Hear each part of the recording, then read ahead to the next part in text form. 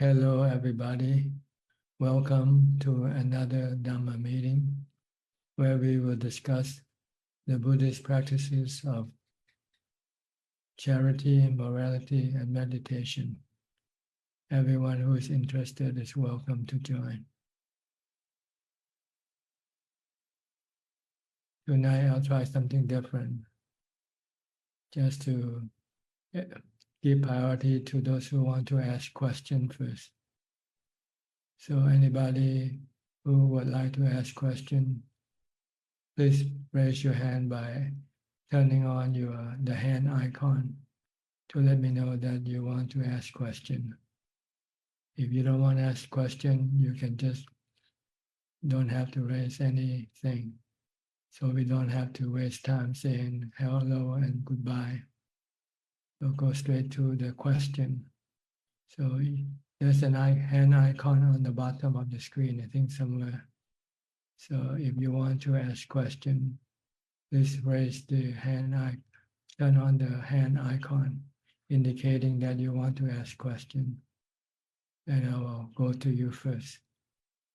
But if there's nobody who wants to ask any questions so far, I'll just go according to the queue, whoever come in first and say hello. So the first one tonight is Alvin. So Alvin, you have any question? I don't have any question at the moment. Okay. Alicia Chan from Malaysia. Good Ajahn. My practice is still good. I don't have question at the moment. Just listening tonight. Thank you. Okay, we have Nining raising her hand. She wants to ask questions, so we'll go to her first. Nining? Yeah. Good evening, Ajahn. Can you hear me? Perfectly. Okay. Ajahn, I have a question. Since we are talking about aging, sickness, and death, then my question is, when I heard if I got cancer and I feel, I'm not afraid, but is it okay? Is it wise if I don't take any treatment for my sickness? It doesn't matter. You can take or you don't have to take. It's up to you. Because you die anyway, right? Yeah, okay. That's right. Okay. So it's just a matter how you want to deal with it. You can treat it if you like and go through all the painful that you have to go through during treatment. Or you just let the pain arise and then consume your body and then expire your body. So it's up to you. Okay, thank you. It's not bad karma if you don't want to treat your illness. Okay, thank you. That's I want to hear, because I don't want to do any bad karma in my rest of my life. In the rest of my life. You just let the body be, let it exist by itself without any assistance from you. Okay, thank you then. Okay, you're welcome. Thank you very much. Okay, those who came in later, if you have any questions, you can let me know by turning on the hand icon. So I'll go to you first if you have any question.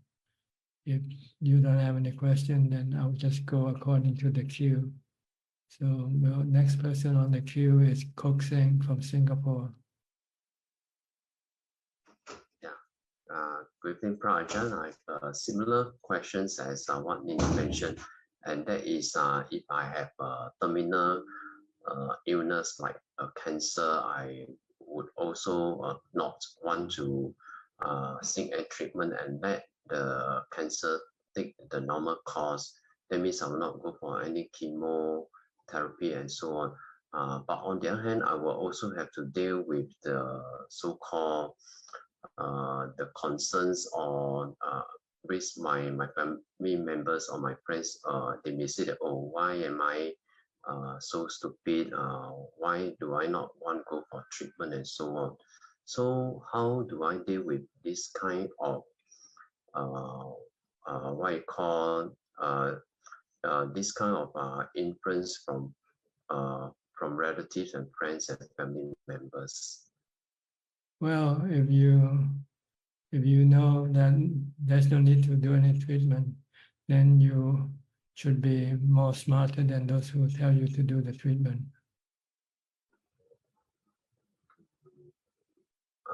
Sorry, I don't quite get what Prajan said. You say you worry about other people saying that you are stupid because you don't use treatment.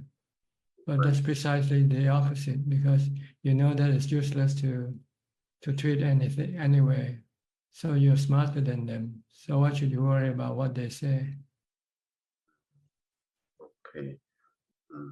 I'm just preempting that I may not be strong enough, and when they were saying all these words, sometimes it may be hurtful, and then I was thinking, how should I respond to them? If you're strong enough to take death, then you should be able to take anything. Okay, understand. Okay. Okay, thank you, Prajan.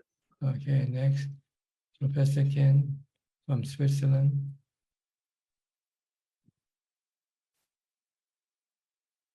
Hello, Ajahn. You've been away. I haven't seen you for a couple of weeks. Yeah, last week I went back to Scotland to see my mother. I had to organize a little bit of her care. She's quite old now, so I had to look after her a little bit. But back now, things normal again.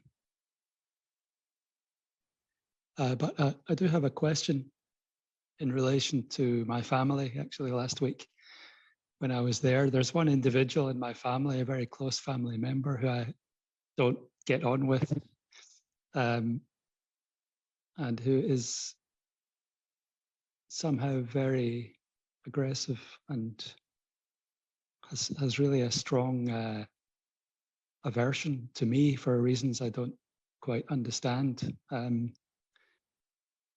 because I've never really done anything to warrant this.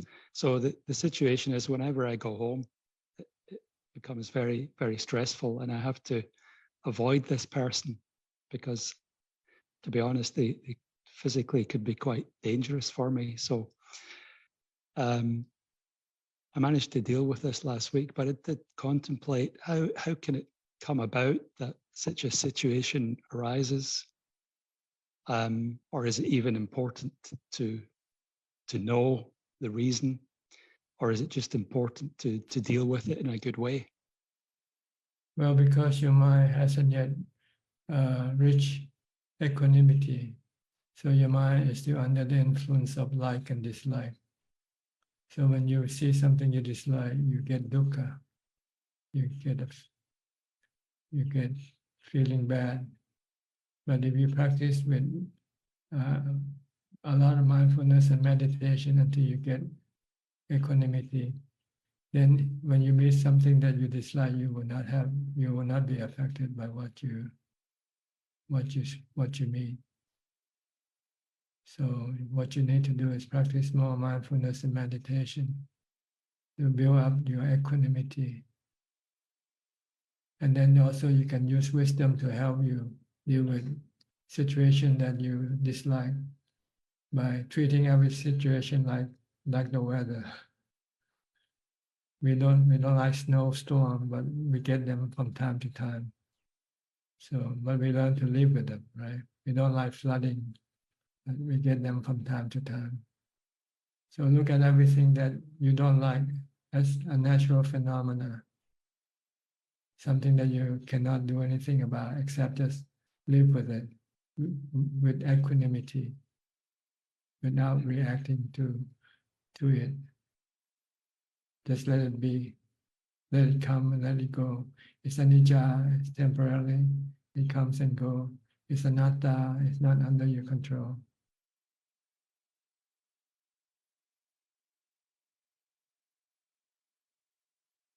If you cannot remain calm, it means you need more equanimity. So you recite mantra, Bhutto, Bhutto, Bhutto. Don't react to what you come into contact with.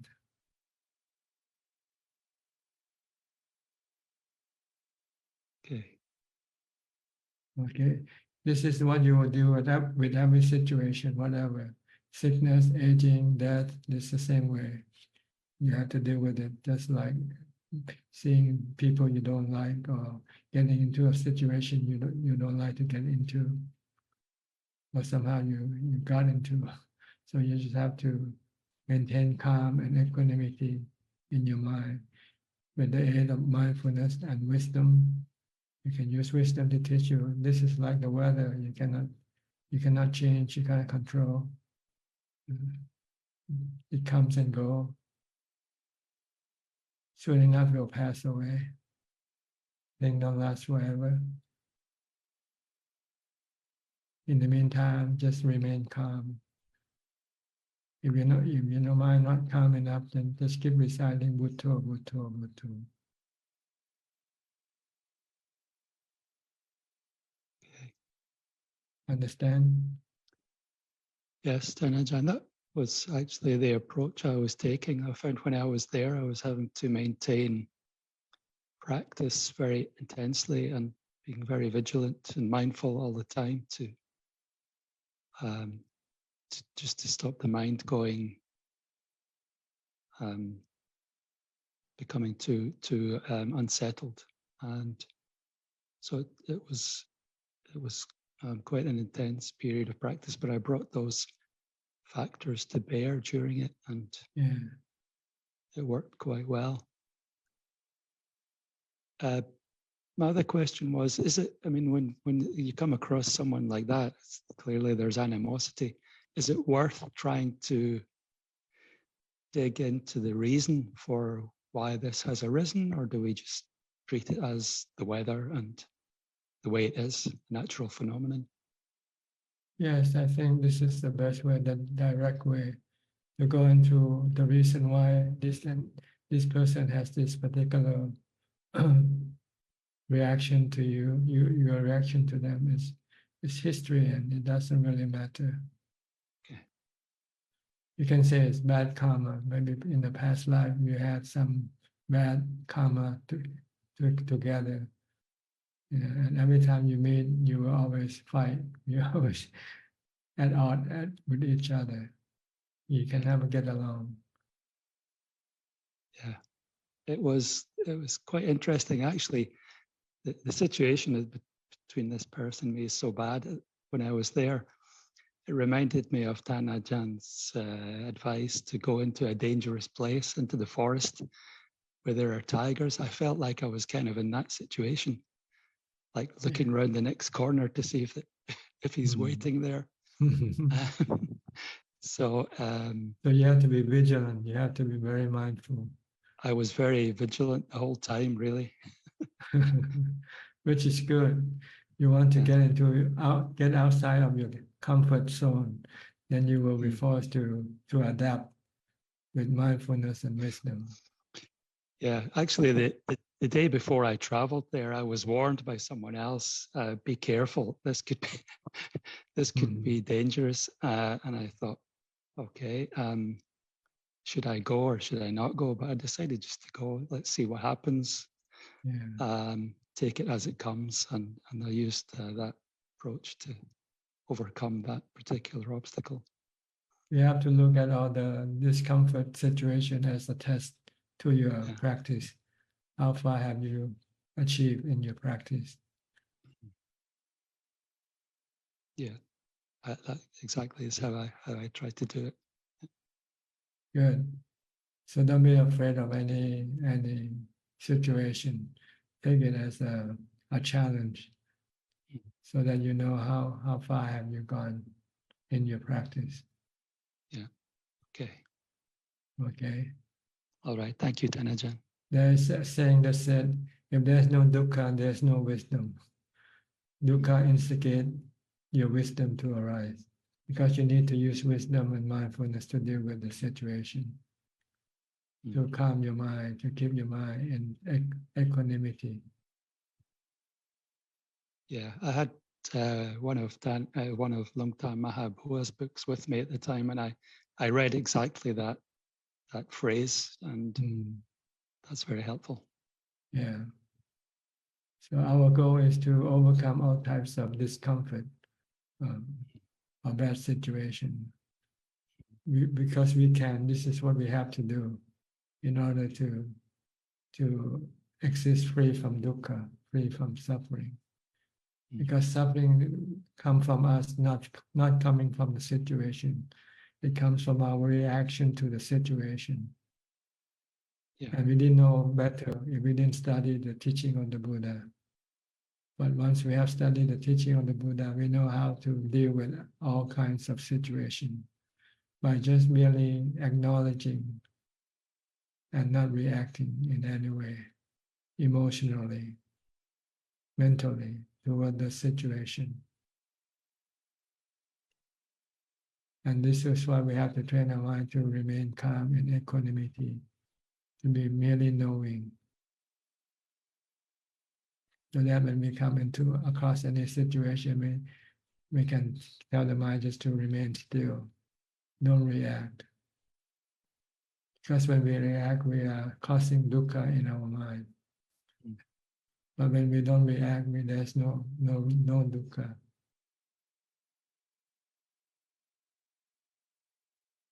Okay. Okay, thank you very much, Ajahn. It's very helpful. Welcome. Next, Naomi from Toronto. I haven't seen you a while. How are you? I'm doing well, Ajahn. Thank you. It's a little bit soft, your voice. Can't hear you. Okay, yeah, I couldn't get it louder. I'll just try to talk. Okay, louder. now it's good Oh, enough now. Just yeah. put the microphone close to your mouth. Yeah, I was at Tisarana Monastery in Canada for 3 months. It was very useful. Can you try without the microphone? Can you unplug the thing and see if you can use the computer? Yeah, can you hear me? Yeah, better. I think it's better. Okay. So I was at Tisarana Monastery for 3 months. It was very beneficial. While I was there, I had a lot of thoughts about just continuing, just staying basically. But there's like a competition between wanting to stay and then wanting to just go home and relax. Once I got home, I relaxed a bit. I felt when I was there, I could see, arising and ceasing of feelings, and it was helpful. But there's also this kind of anxiety that comes with keeping more precepts.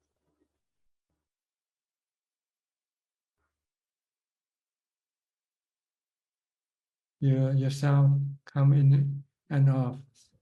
Sometimes it's just quiet, and sometimes I can hear you. I'm not sure. Maybe it's an internet connection or something.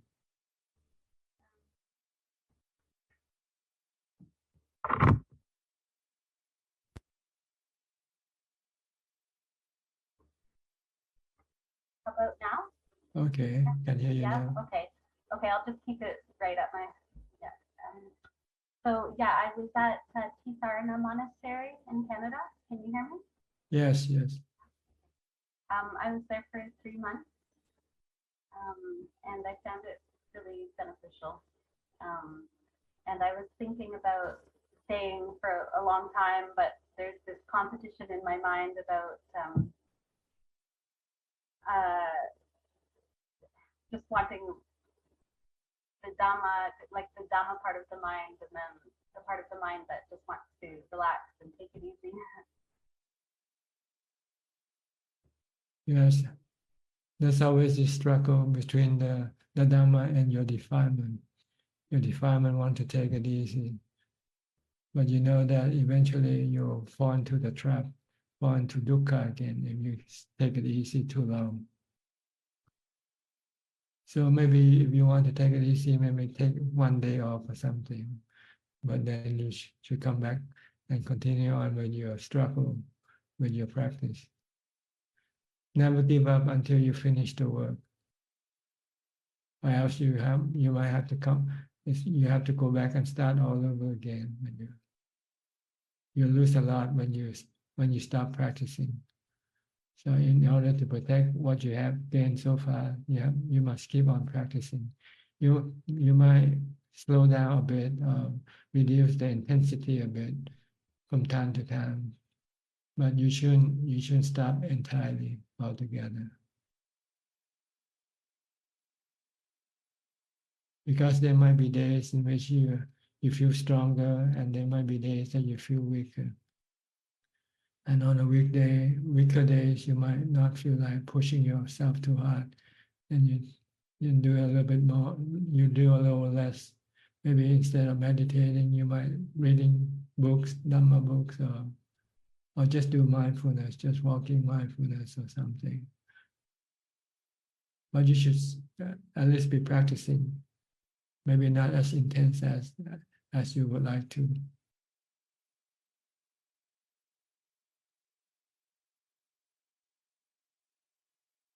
But if you go back to sensual pleasure, you know that it will be good in the first few days.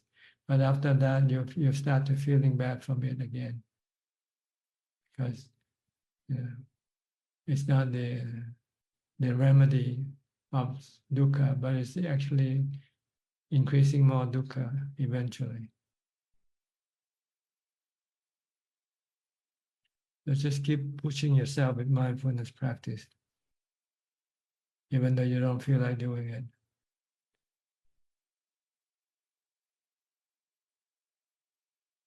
Okay, this is like sloth or torpor, I think. It wants to slow you down. You don't feel like practicing. So maybe reading or studying the biography, the practices of the teachers might inspire you to continue to have more energy to practice. Staying with a teacher who teaches, he will continuously give Dhamma talks to inspire and to energize you. So without a teacher, you would just need to read the books instead or listening to Dhamma talks. This can help you to be more inspired and give you more energy to do the practice.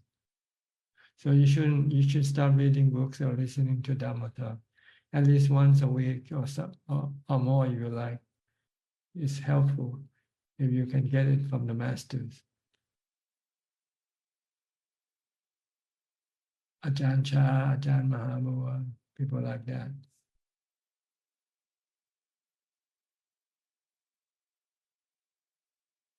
Or reading the Sutta of the Buddha, the biography of the Buddha. These are stories that will inspire and help push you on the path. Okay. How's your sis? She's okay? Yep, she's doing well. And your mom? Yeah, they're both doing fine. Yeah, okay, good. All right, is that all you like to say? Yes, that's all. Thank you. Okay. Well, go to Kwan Lee Man.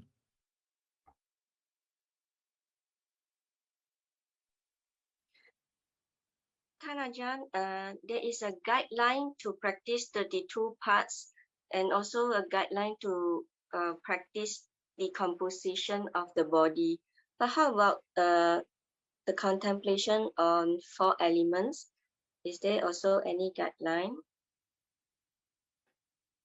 Well, there might be somewhere, I don't know, but generally you just have to look at the body, how it is formed and how it decomposes. Then you'll see that it's formed with the 4 elements.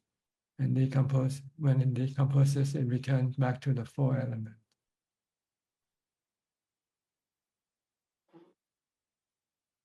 But in normal days? What about it? The contemplation on 4 elements. We just note the 4 elements at. Yeah, you constantly putting in the 4 elements. You put in the wind element by breathing. You put in the water element by drinking liquid. You're putting in the solid the earth element by eating solid food, and you're putting the fire element by exposing yourself to the sunrise, the sunlight, the heat. So you're constantly putting in the four elements from every day, every moment. And you also exchange the old element.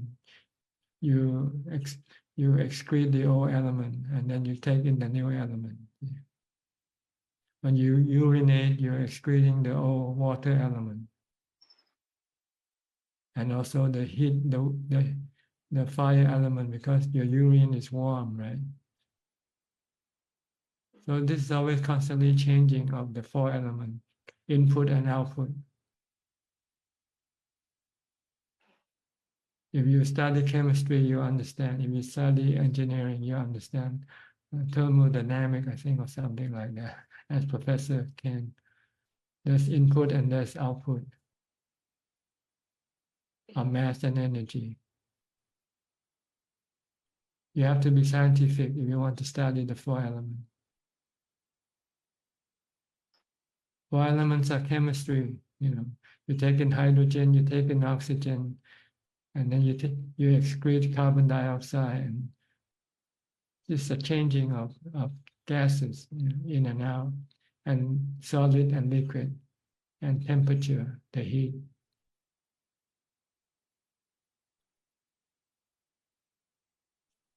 Is it clear to you now how to study the four elements in your body? Tanja, sorry, I can't hear the last part of Tan Ajahn. Which last part? Practice the four elements. No, just now I couldn't hear Tan Ajahn. So what do you want to know? Yeah, I heard. Now I understand already the input and output and the chemistry. Okay, Yeah. Just look in terms of chemistry. You take in oxygen, then you put out carbon dioxide when you breathe out. When you breathe in, you take in oxygen. These are gases. These are elements, right? Yes. When you take in water, this is the water. You get H2O. Water is H2O chemistry. Hydrogen plus oxygen combined. It's all chemistry, the body. And chemistry is element. And it's always changing. Yeah, and keep changing the body. The body will start to first develop and grow when you come out of the womb. But when it reaches the maximum point, then it will start to deteriorate, start to decay, start to dissolve, dissolution. And eventually it will stop functioning. And then all the four elements will start to separate.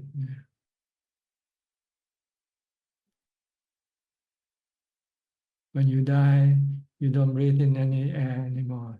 So the air inside your body will come out, will evaporate, followed by the heat element, the fire element. Your body becomes cold. And if you leave it further, all the fluid will start to come out from the body. Eventually the body will be dry. The remaining organs will be dry with skeleton, dry skin, dry everything. And you leave it further, it will then become decay and turn into dust, turn into earth.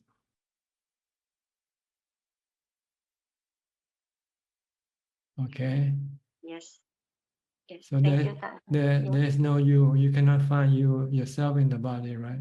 Which part of the four element belongs to you? Oh. Okay. You belong to the knowing element, which is separate from the four element. You're the knowing element. You are the one who thinks, who knows.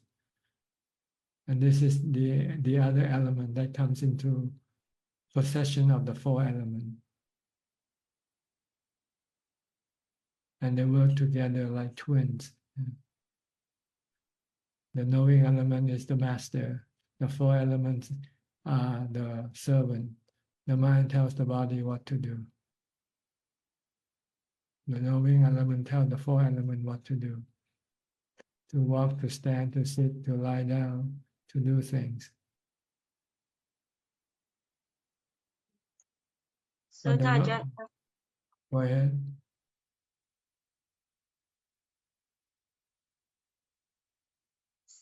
so after one passed away, the four elements will go back to the earth, and then the knowing elements will find another element. Another body. It will still have craving. But if it's got rid of all the craving, then it doesn't go look for a new body. Because it doesn't need a new body. It's a craving that causes the knowing element to have a body, because you need the body to satisfy your craving, your essential cravings. You need to have the body.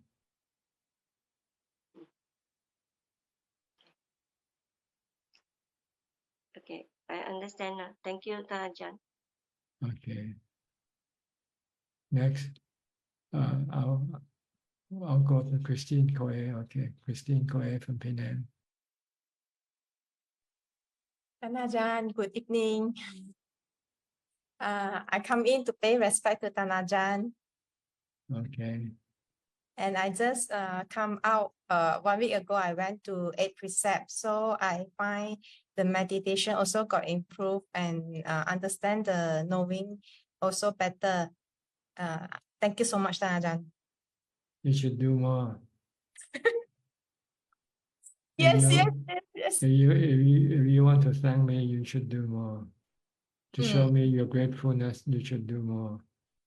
Okay, this June I have another going back soon, another 2 weeks.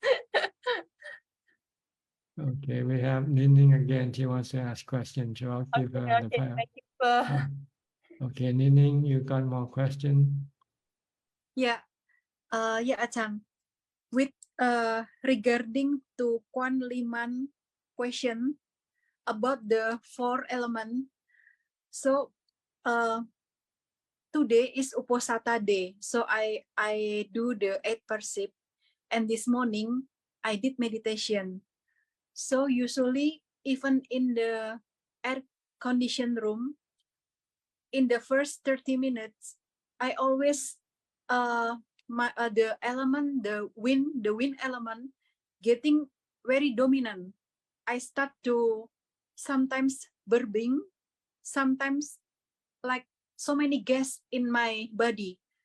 Many times I'm farting like that, and then after past 1 hour and more, my body get very warm, and also sometimes sweaty, even in the air conditioned room. So my question is, if I want to study the four element, do I need to tell my body that, oh, this is the wind element, oh, this is the fire element? Do I need to say to my body, or just continue pay attention to my breath, Well, see, the reason why you see the body as a four element is that so that you can leave the body alone, because you cannot control the elements. You cannot control the wind, the earth, the water, or the fire element. They come and go as they like. So if you try to control them, then you can get dukkha. If you don't want to get dukkha, then just leave it alone. Leave them alone. So I just continue pay attention just to my breath. If you meditate, then you concentrate on your breathing. So I But don't need. But if you're not concentrating on if you're not meditating and you just live normally, if anything happens to your body, you just say they are the element, and you cannot do anything about it.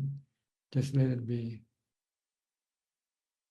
But but with know that the four element, I think I can cure my body.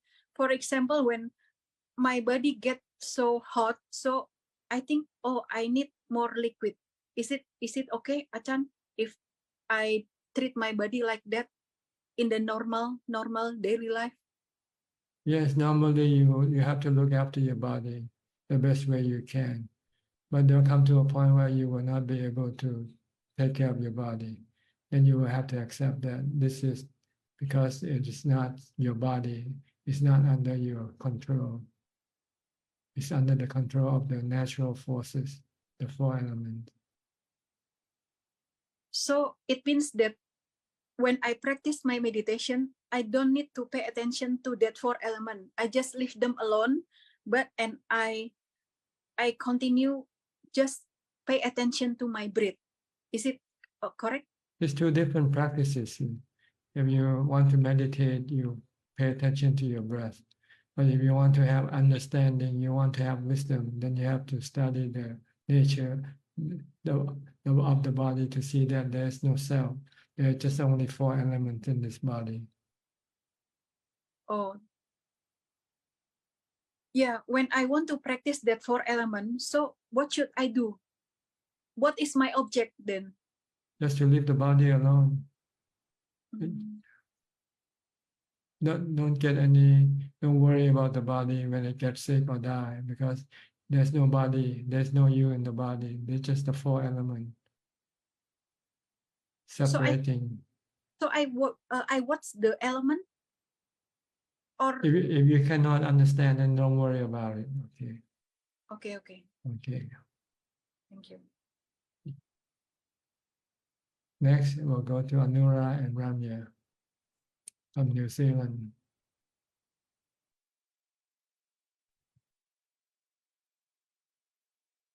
Thank you, Ajahn. Thank you. So no question. So question about the elements, so just expanding. So where does the other two elements come in, Ajahn? The Vijnana knowing, and Akasa. The other one is a space element. This is where you need space to exist, right? Without space, where can you exist?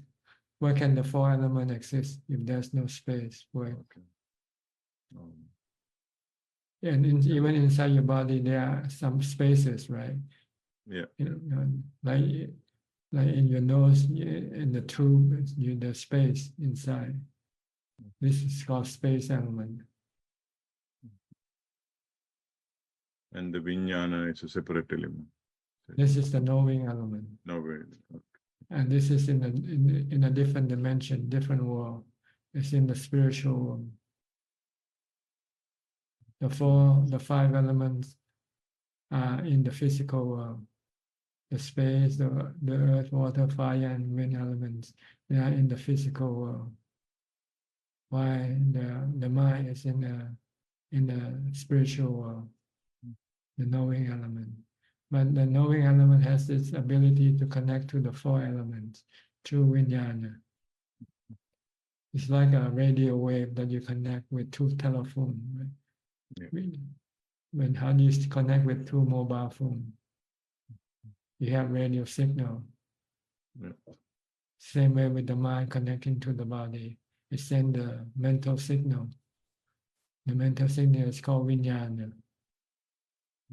The vijnana in the nama khanda. Vedana, sanya, sankhara, vijnana. This vijnana connect the mind, the knowing element, to the five internal organs, the eyes, ears, nose, tongue, and body, so that it can then accept the external objects, the five sensual objects. Once the five sensual objects come into contact with the eyes, ears, nose, tongue, and body, then vijnana will send these objects, these signals to the mind. So the mind, the one who knows, will start to know, oh, there's images, there's sound coming in. Okay. Yeah, okay. Understood. Thank you. Ajahn, four elements come under rupa as well, isn't it? It makes up the rupa. You need the four. Without the four elements, you cannot have the body. You have to have all four of them in order to be able to create a body. human body or animal body, or even plants, trees, they all need 4 elements. But they are the basic of 4 elements. They are not changing. Or they constantly, Rupang anicca, but or they're changing all the time. That's anicca. Anatta, they are natural phenomena you cannot control. They are nature, they are work of nature. But our delusion wants to claim the body as something that belongs to you, belongs to me, and you can control it, but you cannot. You can control it partially, but not all the time. So when you get sick, you cannot control it anymore. You cannot make it well. When it dies, you cannot stop it from dying. See? I mean the big picture changing, but the basic doesn't. What do you mean by basic? Basic like the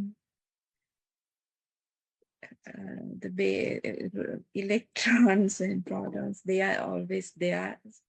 I mean, Well, they even form the body part, yeah. but they constantly exchanging. They come in and they go out.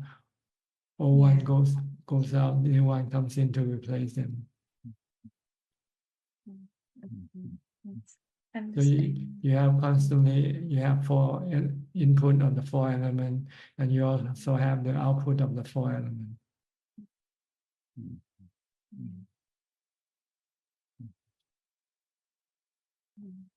Okay. Okay, thank you. Okay. Thank you, Tanaja. Understood, yeah.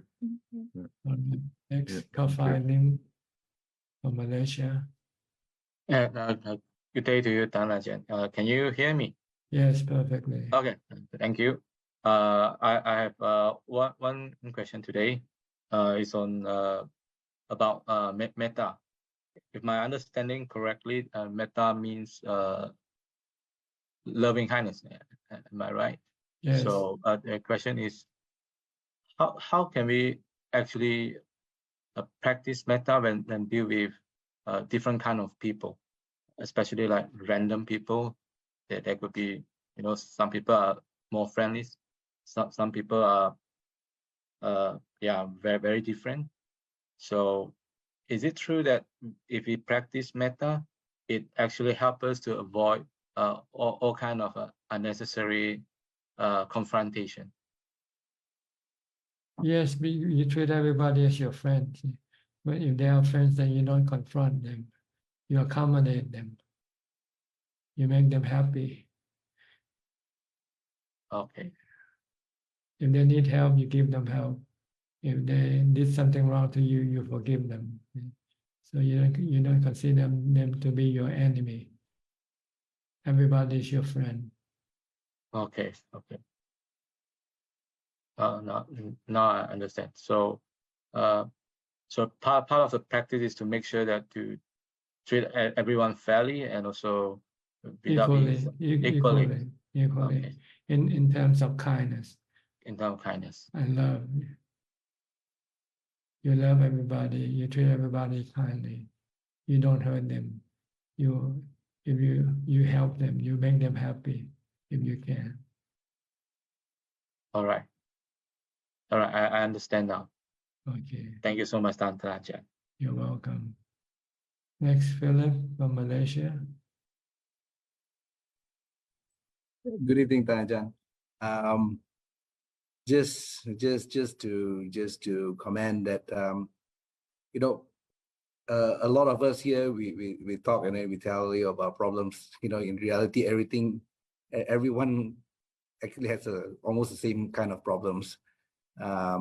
Like what Professor Kenneth was saying, right, about 2 weeks ago, I kind of had a similar situation and encounter with a person. I think and that it was actually quite threatening and life-threatening. I think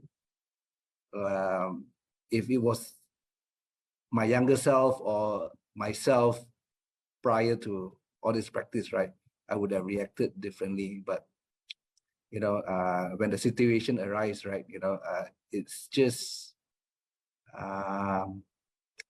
very assuring that I could have kept calm the whole time and not react. And in all honesty, the whole time, I actually felt compassion for the person that was actually hurling. And then I always remember Ajahn said, this type of things you can't fight with the weather. You just let it pass or just observe it. And true enough, I mean the person I later found out had a lot of problems. I had a lot of problems. In fact, if you examine it, I examined it, right, of all the 5 precepts, right, I think he has broken all 4. I think with the exception of the first one, and that is why he was in this situation. And I felt actually compassion, even to extent that he was actually threatening me, my life, my family, and things like that. So I mean this practice teaches you to have equanimity in this type of situation. If I was as I said, in another situation before practicing in this practice, I would have reacted differently. I'm just saying that it's where how you apply to it. Yes, people who haven't studied or practiced Dhamma will react with emotion, with love, hate, fear, or delusion. But when you start to practice mindfulness and meditation, you can reduce this love, hate, fear, and delusion in your mind. And if you study wisdom, if you have wisdom, then you can permanently get rid of your delusion. Because instead of seeing people as people, you start to see people as natural forces.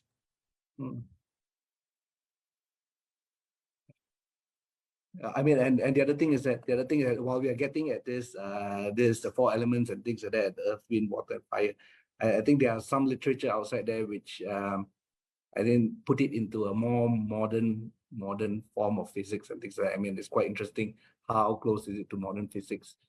I mean, for the members which are interested in reading, there are a lot of literature outside there. Okay, good. But no questions tonight. But just to let you know that, I mean, this practice, if applied correctly in your real life, right, not just theoretically, you can overcome a lot. I mean, like for example, compassion and things like that. You don't react hatefully towards people which are hateful to you, want to harm you, or even to extent want to kill you, right? Yes. You can remain calm. The Buddha said hatred doesn't stop hatred. Only love that can stop hatred. So you have to give love instead of give hatred. When somebody hates you, you should not hate back. You have to show your love toward them. Okay. Okay. Thank you, All right. Ajahn. Next, Michelle, Adelaide. Haven't seen you for a while. Where are you now?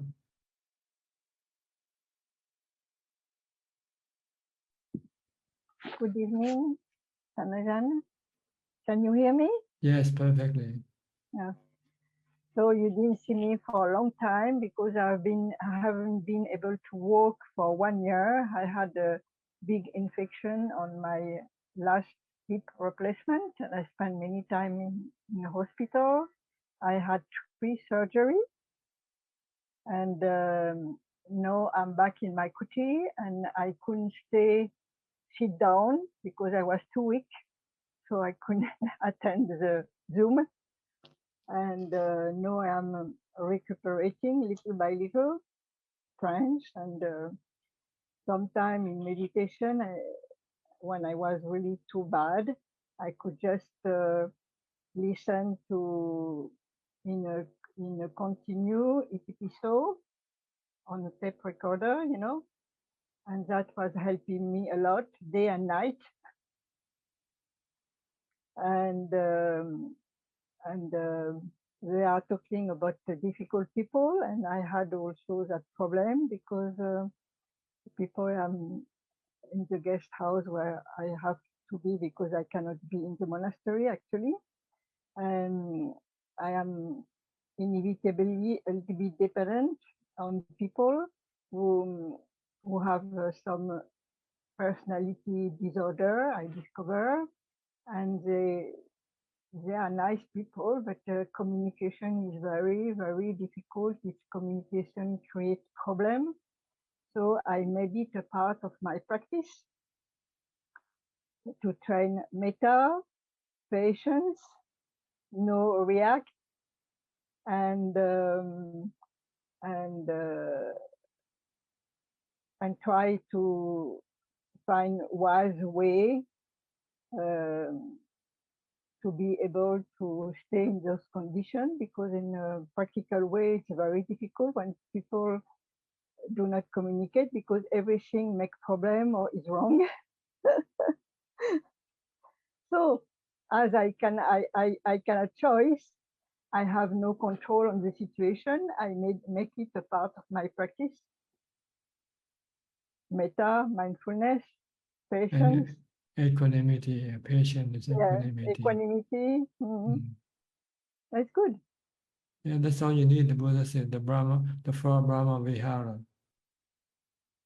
Metta, Karuna, Mudita, Ubeka. So it's a training. So I have no choice. I have to do what is on my control, and what is on my control is to take it as a practice and take that opportunity to practice those qualities.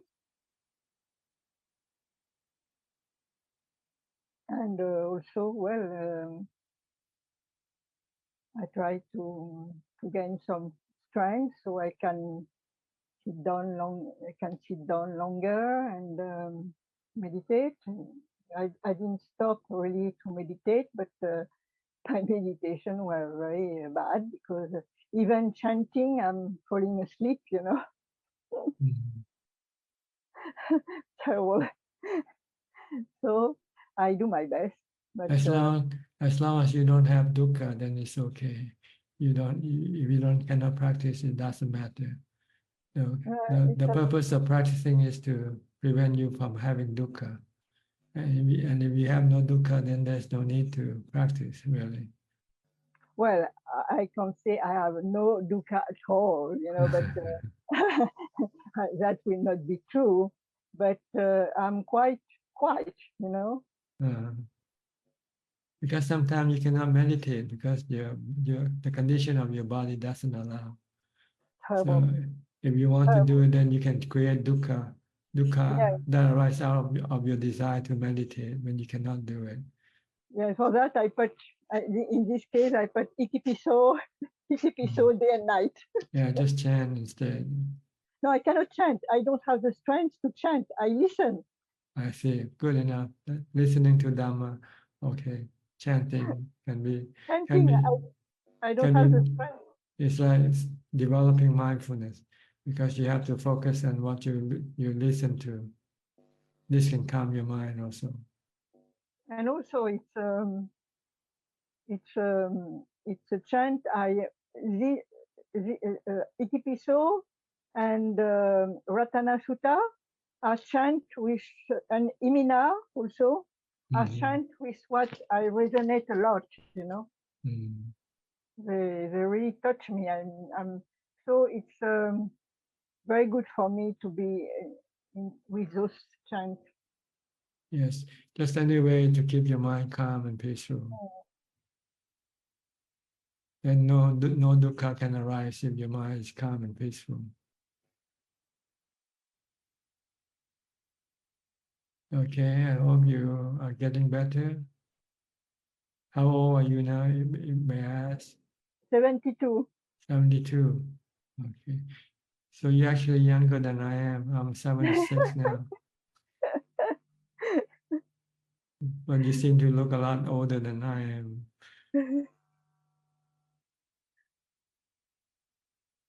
But we cannot sometimes, cannot force the body to be the way we want it to be. maybe because of our karma, we have different karma. That's So it. mm, Really anatta. yeah, it's anatta. But we try to do the best we can, look after it. Okay. Is there anything else you'd like to say or ask? No, thank you, Ajahn. Okay, good to see you. Thank you. All right. Next, we'll go to New York. Yeah.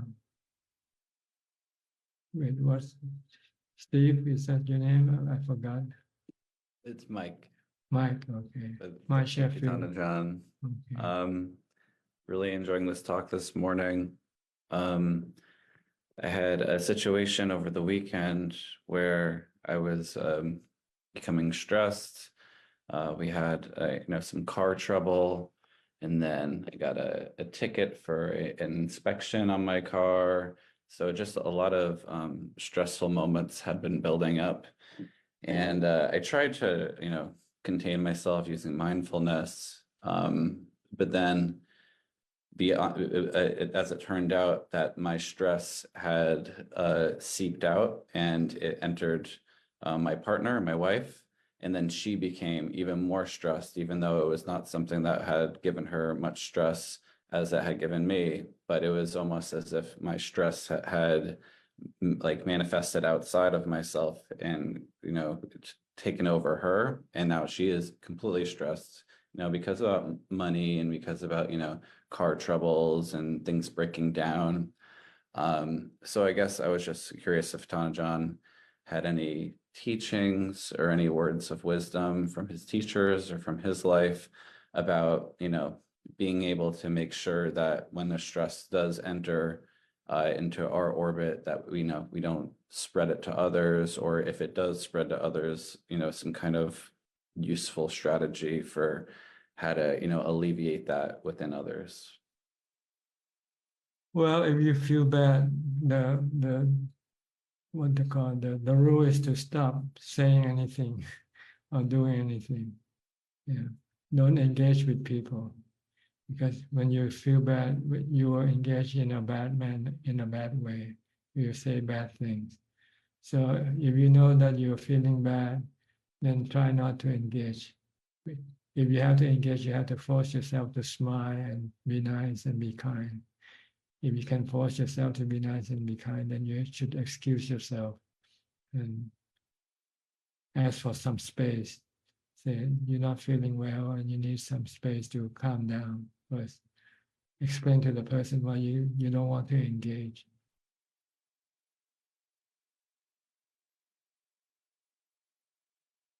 Definitely. And I actually feel like part of it is like how I like my upbringing. And I had a Catholic mother who would worry constantly about things like involving money or involving things that she thought should be set. She had very, very high expectations for like material possessions or like social status in the world. I think a lot of it comes from Catholicism.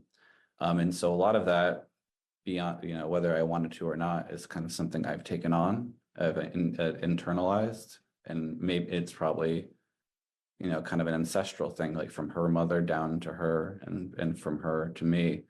I guess, is there like any tips for dealing with that, or kind of like transferring it into my Buddhist practice?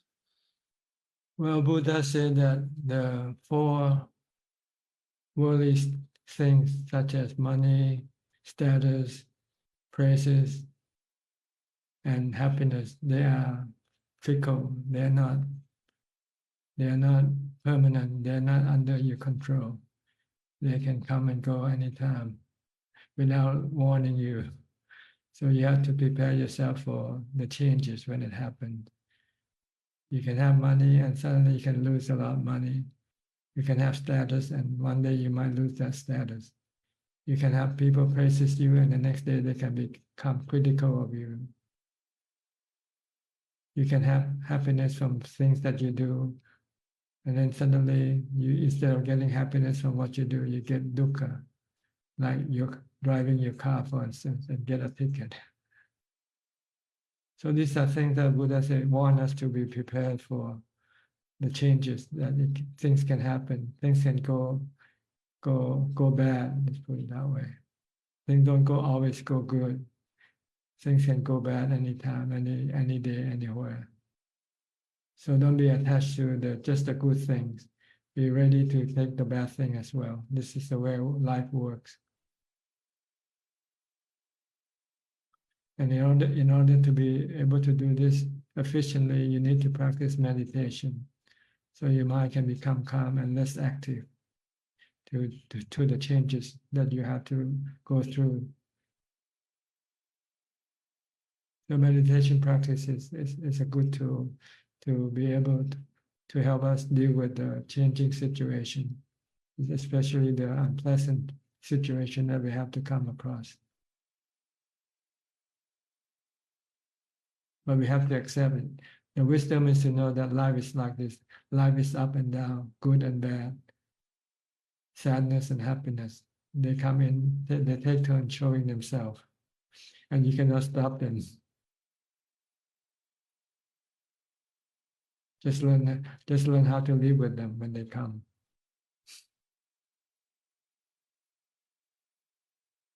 Thank you, Ajahn. Okay. Thank you. You're welcome. Next, Intan from Indonesia. Good evening, Ajahn. I don't have questions. Okay. Hope you enjoy your meditation. Yeah. Next month I go to retreat for 1 week. Okay, good. Next, we'll go to Sao Paulo with Alfredo.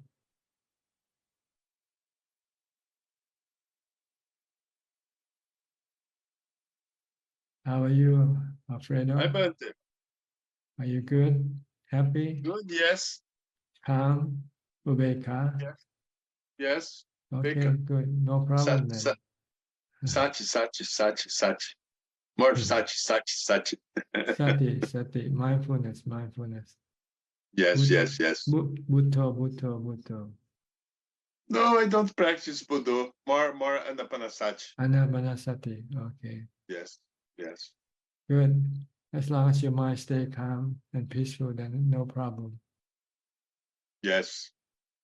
Okay. This year is very changing my life this year. Oh, really? What happened? Yes. Yes, I change any things in my life. It's anicca. Life is anicca, the Buddha said. Three Yes. characteristics of existence. Three Yes. characteristics of life is anicca, dukkha, anatta. Life is changing, life is dukkha, life is anatta, not under your control. Yes. If you understand this, then you will have no dukkha. You just live with whatever you get. Be thankful for what you have and be happy with what you get, good or bad. Knowing element is very, very weird. It's very, very intelligent. Yeah, it needs the teaching of the Buddha to be intelligent. Without the teaching of the Buddha, it's very stupid. Yes. Okay? Okay, Bante. All right. Go to Singapore with Vince Chua. What now today? What is your question today? You have to unmute your microphone. Okay. Good evening, Ajahn. Question. When we do sitting meditation and eyes meditation, when you are doing a day-to-day life, sitting meditation create a different level of peace within. It creates different level of peace within. So when we are engaging with the world, literally, we are bringing the same experience that we do in the sitting meditation, the vitakka, vichara, and create that peace and bliss in us. So literally, we are bringing the peace from the sitting meditation to the outside context, such that there's no, maybe it feels like there's no inside and outside. The peace within is like very balanced between your inside within you and outside the world. And it looks like it's automatic awareness. So my question is that feeling correct, or is that thought correct? Well, if you're peaceful inside, then you'll be peaceful outside. If you're restless inside, you'll be restless outside. See, everything comes Right. from your mind. All the action of your body comes from your mind. If you have a happy mind, you will have happy action. If you have a sad or angry mind, then you'll get an angry action coming out.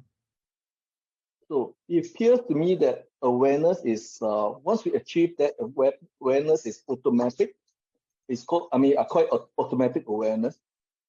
But it seems to me awareness right now is like happiness, more like happiness when there's a knowing. Yeah, is that correct? I feel like it's happiness, or you have happiness because you're not thinking anything. Your mind becomes still, becomes peaceful. But as soon as you start to think, your mind can be influenced by your defilements, and then your mind can become restless and agitated. so then in fact, when I'm contacting the world, I can maintain like second jhana or things like that with the joy and rapture, and my day will be very perfect unless I hit with something hard on me. Then I reset and go back to the sitting and come back again. Is that correct? Yes, after you come out of meditation, you might be able to maintain what you have from meditation for a while, but it can disappear when you start to engage with people and things. And so to speak, then we don't need to achieve very high jhanas, right? Well, One or two levels, that's enough. The longer and stronger, the deeper, then the more peaceful the mind will be. See. Okay. So can I conclude in the sense that if there's no knowing or there's no awareness, even Brahma Vihara is purely thought fabrication unless there's knowing? What do you mean by knowing? Because knowing, if you mean mindfulness, sati. Mindfulness or awareness, yeah? That means you're aware of what you're doing. See, awareness, we all have awareness, but what we don't have is mindfulness to keep the awareness from generating thoughts and emotions. We need to have mindfulness to stop the mind from generating thoughts and emotion in order to keep the mind calm and peaceful. Okay. So Brahma Vihara can also be a thought fabrication, right? Unless there's mindfulness in it. That it comes from the right intention, the right attention that you put on. I don't know. Okay. Exploring. Okay. Just stop thinking, control your thought, and you can control your emotions. Yeah. Meanwhile, I think I'm recollecting all the bliss that I have in the sitting meditation to reset any wrong, you cannot recollect wrongdoing or whatever. You cannot recollect in the past. To bring into the present. You have to create in the present. You have to use mindfulness to create the new feeling, the new peace and equanimity. You cannot just think about the past equanimity and expect it to come into the present. You cannot do that. Oh, so that is wrong, and then we should be on the. You should create a new equanimity with mindfulness in the present. Okay. Then that is clear. Okay. Thank you, Ajahn. That's why you have to be constantly mindful. Yeah. That's the only constant thing in the world. If you can do it. Yeah, understand. Okay, good. Thank you. Next, go to Colorado, to Julia. Hi, Julia, how are you? Sawadee ka. Sawadee ka. Ajahn. How are you? Are you practicing? Yes, I did some online very deep practice where I live, and then now it's a little bit lighter, and I'm going to go for 2 weeks. A friend is sponsoring me to go meditate at a center for 2 weeks. That's good. Yeah, and mostly I came to pay respects, but also after sitting more deeply, I thought that my mind maybe had opened more, but we're having some unexpected electrical problems where I live, and so I noticed that there was a little bit of wanting to get the electricity fixed, and I refrained from speaking about wanting to get it fixed, and then there's been some more insight about how to fix the problem. So it's a worldly, it's a loka dhamma. Loka Dhamma, yes. It's anicca. Loka Dhamma is anicca. It's constantly changing from bad to good, from good to bad, back and forth. Yeah. So when you don't have electricity, you just learn to live without it for a while anyway, until you get it fixed. When you don't have it fixed, don't get stressed from it. Just learn to live learn to live without electricity for a while, until when you eventually can get it fixed. Then there will be no dukkha. Yeah, no dukkha. It felt kind of nice, actually. Like the refrigerator wasn't going to keep the food cold, and I couldn't cook anything, so that was very nice. And there was something I could feel in my body, like just it felt very calm in the dwelling. And then when I would go out and borrow like a cord or something to the neighbors, then I would be intentional to go out and do that and then come back. So it's kind of interesting. Yeah. It means you still want to have electricity.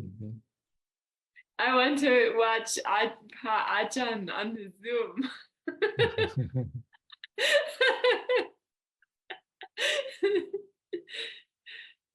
It can be dukkha if you cannot do what you wanted to do. Yeah. But if you can do it, fine. But it's better to learn to live without anything, to live with emptiness. That's the supreme goal of practice, is to be able to exist without having anything to keep you happy, to make you happy. Nibbanang palamang sunyang.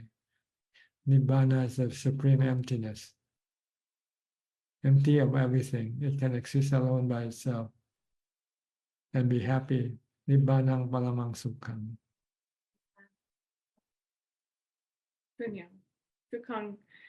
Sukhang che, sunyang che. Yeah. So in order to do that, you have to stop all your wanting, all your desire, all your cravings. Okay. And to do that, you need to meditate and develop wisdom to see everything as anicca, dukkha, anatta. Okay, in progress. Okay, good. Give it up. All right. Okay, respect. Good luck to you. Okay. Next, Good. Piyal and Dr. Indira from Toronto. Good morning, Good morning. Ajahn. What can I do for you today? I have a question, Ajahn. I was listening to Professor Ken, and I'm so grateful to him for sharing that. And I wanted to ask you now, when somebody, like sometimes we don't see eye to eye with people, and people, they're very kind of, they get angry, and there are people like this in this world. Maybe they don't practice metta the way we do and Dhamma. So, but the thing is, you can forgive them, but reconciliation, to meet them, talk to them, I feel it's optional, because Buddha said parivarjana pahatabba, like that is certain people by avoidance that you can reduce your ashra. So is that a way to by avoidance, is that okay if you cannot still, you've forgiven them, but you're not ready to endure, like go through whatever that person is putting you through?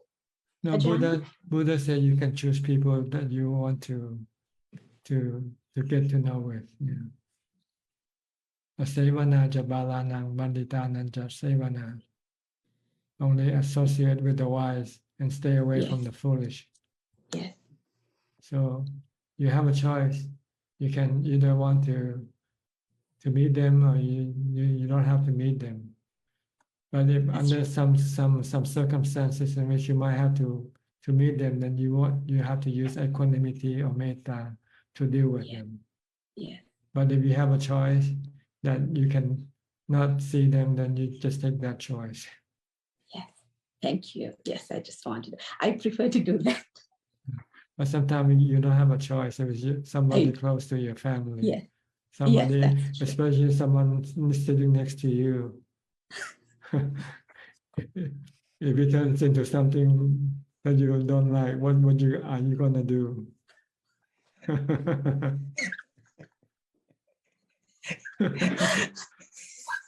Thank you, Yeah, hard to avoid me. Because we never know, people can change anytime, right? Yes. Okay. Absolutely. So I guess with your endurance is not strong enough, or your sensory restraints are not strong enough, the best thing is the next step is to avoid. But if you can endure, you have good sensory restraints, you have patience, then you can meet anybody. Yeah.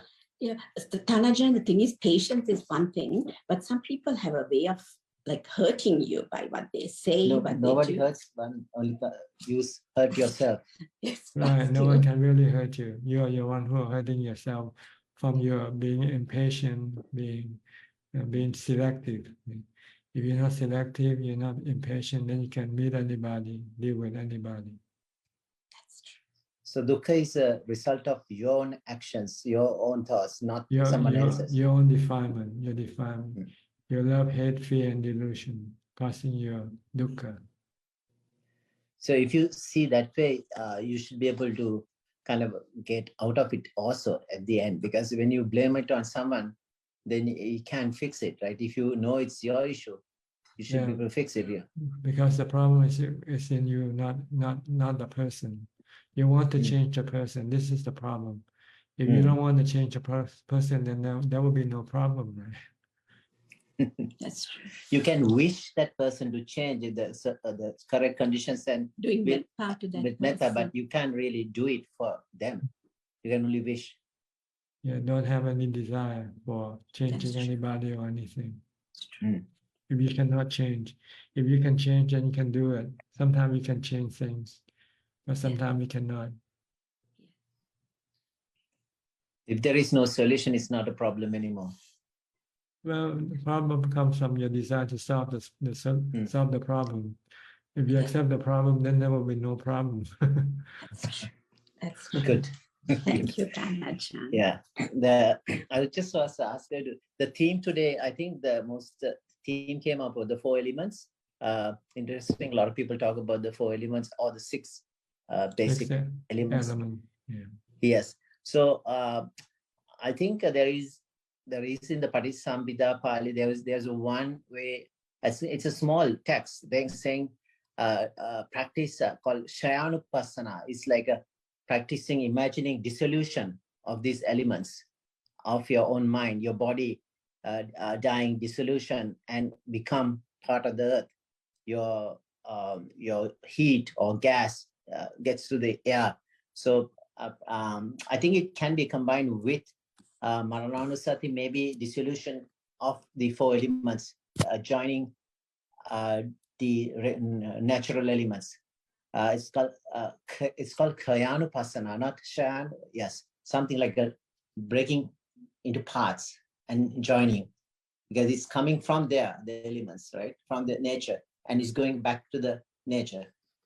Yes, it contains in the 4 foundation of mindfulness. When you investigate the nature of the body, the Buddha say investigate the body as the 4 elements.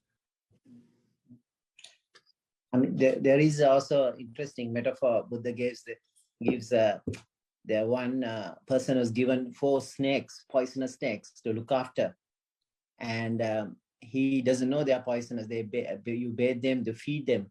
Eventually, a friend comes and say, "Oh, don't be fooled. They are going to bite you." And he gets the message. He runs away. I think there are lots of in between metaphors. Eventually, he finds a stream. You make a raft and cross over. Like the Eightfold Path is a raft.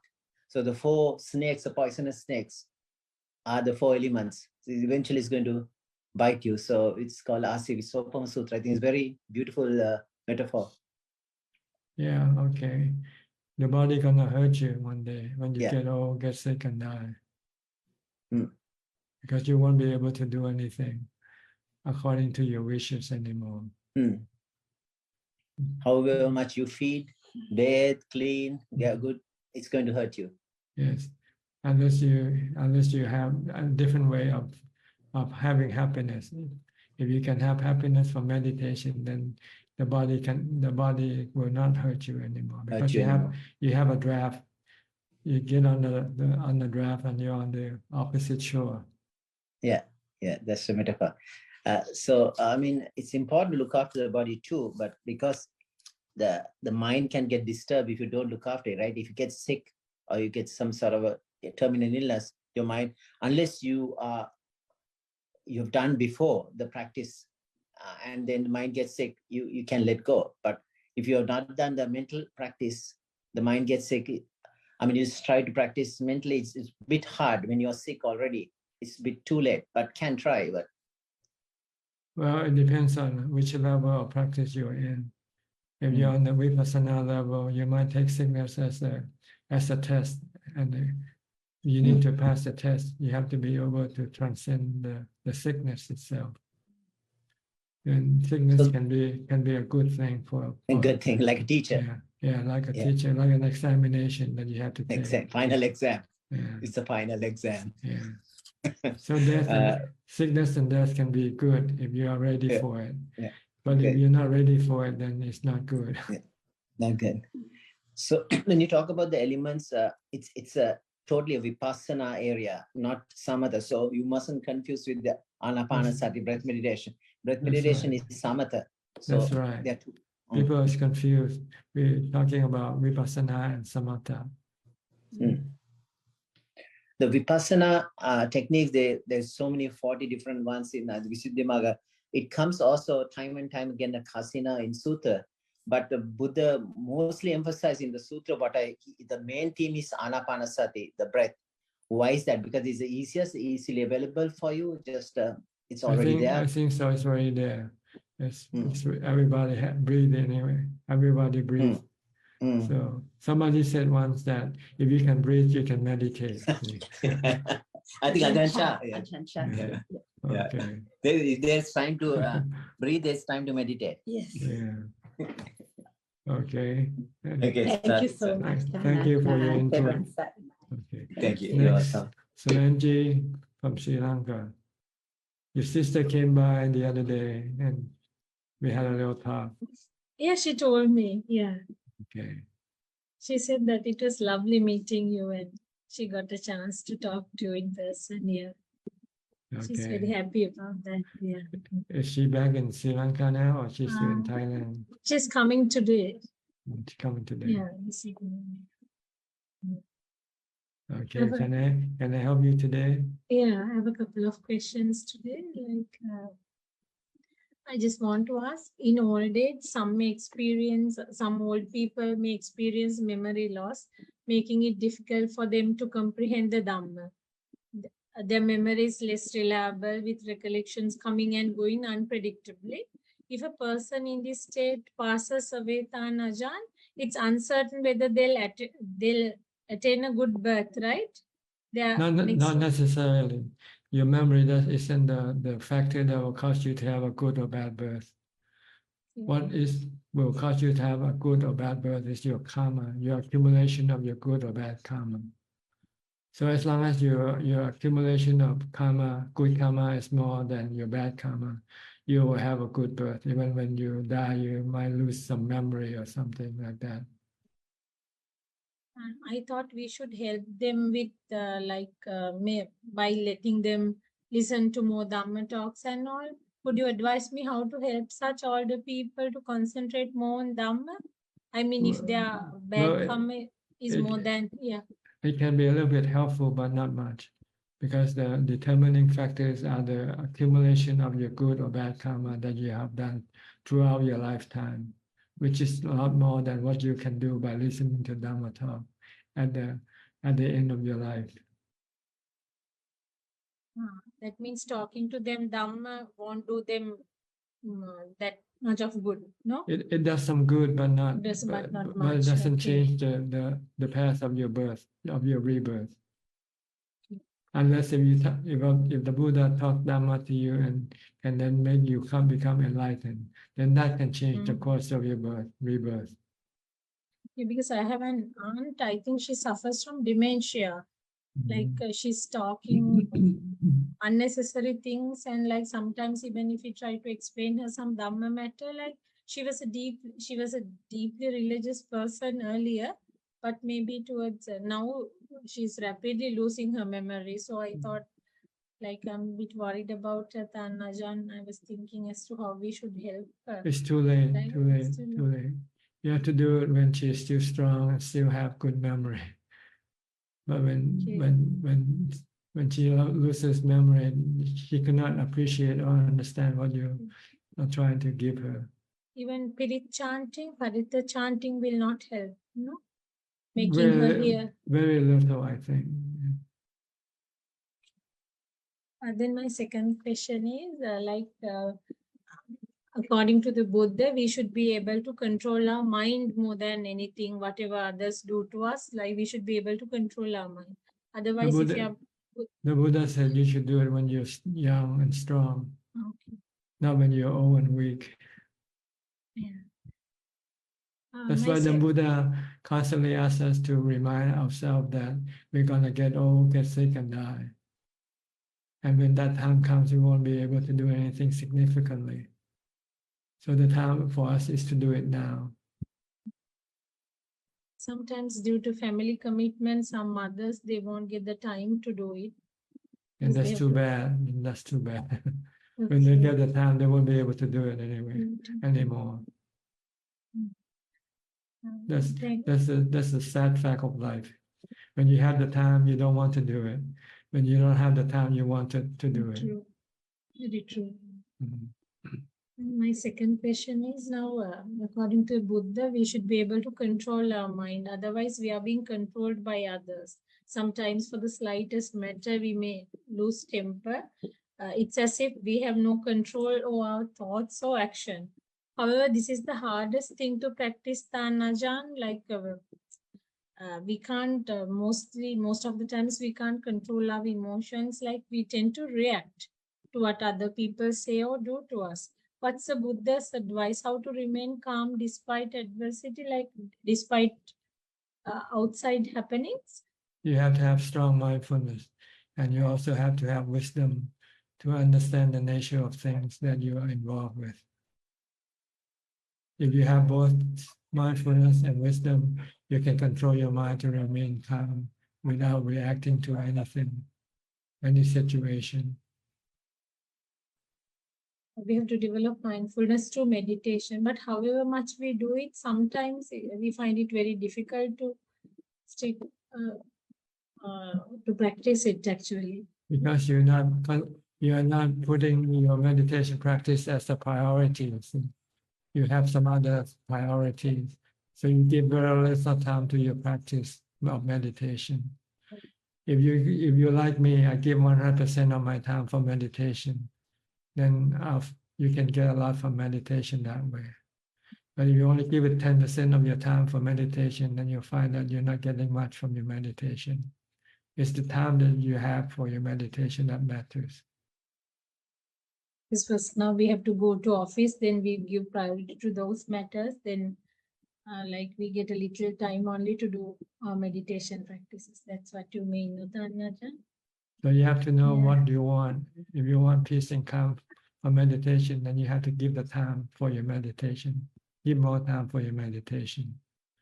But you want to give priority to your family, your husband, your wife, or your children, then you won't have time to give for your meditation. So, but those like if you have to look after an elderly mother or parents or some elder, then we can't neglect them also. We can't just ignore their pleas or whatever. Then you have to wait until they pass away, and then when you're free, then you can commit yourself to meditation full time. Okay. I have 3 more questions. Can I ask? Yes, go ahead. Can a Sotapanna decide on his or her next birth, Ajahn? I mean, where he or she is to be born? A Sotapanna, I mean. A Sotapanna can stop being born in the lower realms of existence, such as being animals or being hungry ghosts. The Sotapanna can prevent. But I don't think he can choose whether he can be born as a king or princess or as a, that's up to his karma. Okay. Or in a Brahma world or Deva world? Can he? Oh no, he will come back as a human because he still has sensual desire. He still wants to have a wife. He can be born in a, he can be born in a Brahma world, then he can come back to the human world, is that? If he goes to the Brahma world, it means he finds peace and happiness from meditation. So when he reborn as a human, he will probably become a monk or a nun again. Okay. Actually, the next question is further to my question to you last week, Ajahn. You said meditation is a must to become enlightened in this birth, unless you have the practice from your previous birth. How about becoming a Sotapanna, Ajahn? Can we become Sotapanna without doing deep meditation? If you already have equanimity, yes, then you don't need to meditate, because you need equanimity to resist your cravings, your desire for not getting old, getting sick, or die. If you can overcome this desire or this craving for not getting sick or getting old, then you can become a Sotapanna. Then to become an enlightened this birth itself, then we should do deep meditation, and once you said we should not react to anything, whatever happens to us, we should not react. If you have deep meditation, then you won't react to anything. But if you don't have, then you will usually react when you get painful feeling or when you feel that you have to die. You will react strongly against this situation. But if you have equanimity and you have wisdom to teach you not to react, because reacting will only cause you suffering, then you can stop. Then you can stop reacting. However much we try, Ajahn, we find it very difficult not to react. It means you don't have enough equanimity, so you have to start do more meditation practice. Can we come to your monastery and do deep meditation maybe for a few months and then go back? Is it allowed? Unfortunately, we only have place for people to stay maximum of maybe 2 weeks at a time. Okay. Yeah. For 2 weeks we can stay. Yes. Okay. So is there a person, will you guide us? Is there No, usually it's a self-meditation, self-retreat. You have to already know what you want to do to come to this type of retreat.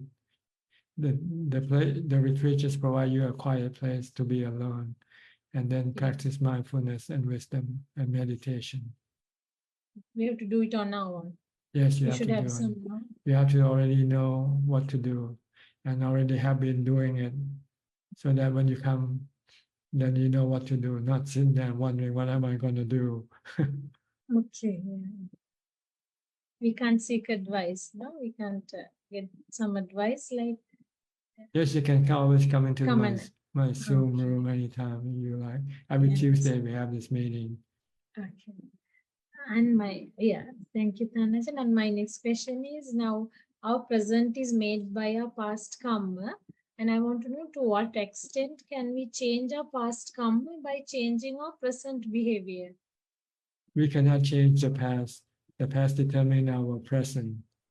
But we can change the future by changing our habit in the present. If we do something bad, we can stop doing that. Like if we like to drink alcohol, we can stop drinking alcohol, and then we can change our future. But we cannot go back and change the past. The past is already gone. We can do in the present to prepare for the future, to change the future. Now, Thanajan, being mindful is stopping a monkey mind, no, taming a monkey mind. Basically, that's what you mean by being Yes, mindful. Right? Being mindful. Once you can control your mind, you can control your habit, your action. You can change your habit, your action.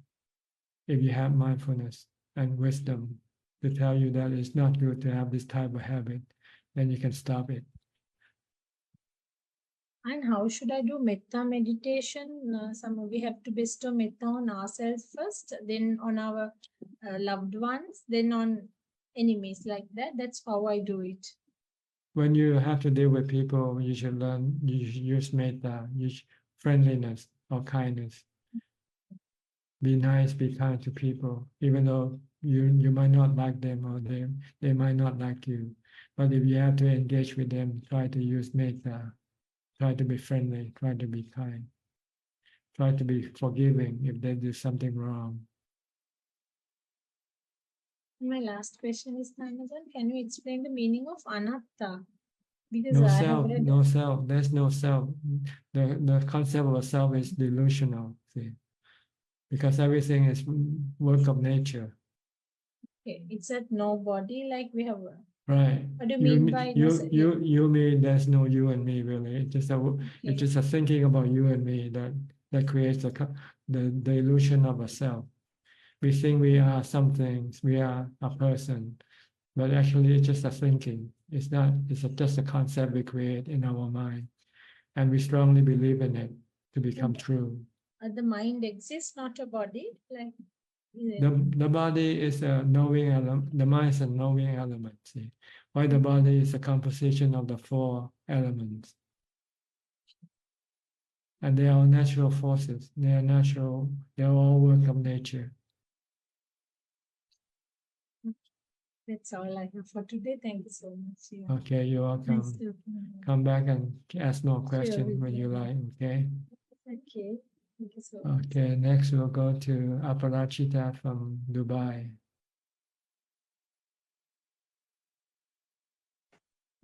Good evening, How are Raja. you?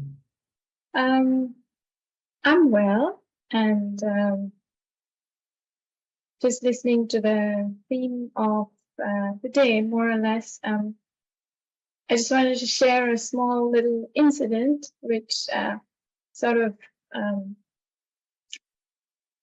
expressed this whole thing of up and down samsara very clearly. So in my balcony, there's a wind chime, and it had a kind of bird house. So this little bird actually was suddenly nested there, which was very beautiful. And it was only day before yesterday, like we saw that there was a baby bird, and the mommy bird and the daddy bird came to feed it. And But then again, in Dubai, which doesn't have much rain, we've had very strong storms. And of course, it was outside, and this is nature. And though I understand, and I'm okay with that, but I'm just saying that life is like that, and it's everywhere to see. Yes, life is anicca, constantly changing. Anatta, not under anybody's power to change or to control it. Yes. And yet, I suppose in some respect, though, like everybody said, like, you know, through this learning of Dhamma from you, at one level, yes, I feel a little tender. However, knowing it is an animal birth, in some way, I feel like it was good that it brought people joy, and maybe we are listening to the story, and it's giving us a Dhamma lesson, so may it rejoice and be born in a better place. That's all. Well, you can look at it that way if you like, if it makes you feel better. Yeah, but it is, for me, yes, I agree that probably just making it But not see. if you see there's no self in the bird, then you might feel better that way. You just see the four elements in the bird, in the body of the bird. Yes, I suppose so. Yes. So you have to look with wisdom that there's no self in anything. No self in the bird, no self in your body or my body. It's just all the working of the four elements coming together and separating. So there's nothing to be sad about. It's like you're watching the clouds changing into rain, and then the rain comes down and form rivers and streams and runs into the ocean. Then it gets heats up by the sun, and then it evaporates and become clouds again. So this is just the process of nature. Everything keeps changing from one thing to another. Correct. That's true. That is true. Okay. And the reason for you to be able, and the way for you to be able to see these things calmly, you need to meditate to get to equanimity. Once you have equanimity, then you can look at things calmly. You won't be affected by the dissolution of things, because you know this is just the way things work. This is the way of nature. And nobody dies. Nobody. It's just a combination and dissolution of the four elements. While the fifth element, the knowing element, that will just go and reconnect to a new four element, to a new body again. Okay. Thank you. Thank you, Ajahn. You're welcome. Next, Belinda from Singapore. Hi, Belinda.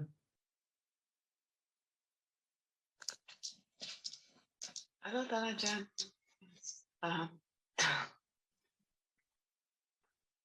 Just continue with what Apalaji shared. Recently, there's this bird that kept coming to the house, and then I was sleeping, not yet asleep, but it just flew right above my face. Mm-hmm.